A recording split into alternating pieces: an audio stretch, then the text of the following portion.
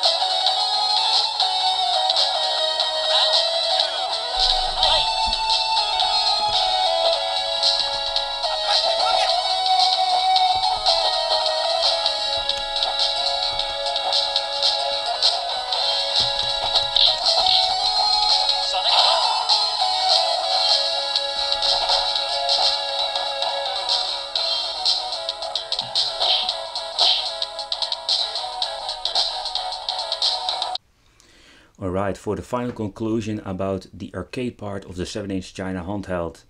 And it was a short extended testing, but I just find out that it is working just fine. And the games are just playable, and it's a really big fun playing this old school arcade games on a 7-inch handheld. Let me know what you think of it. Did you hear any sound glitches? Really love to know. I want to thank you for watching. Don't forget to subscribe to the channel and hit that little bell. And see you next time. Bye bye.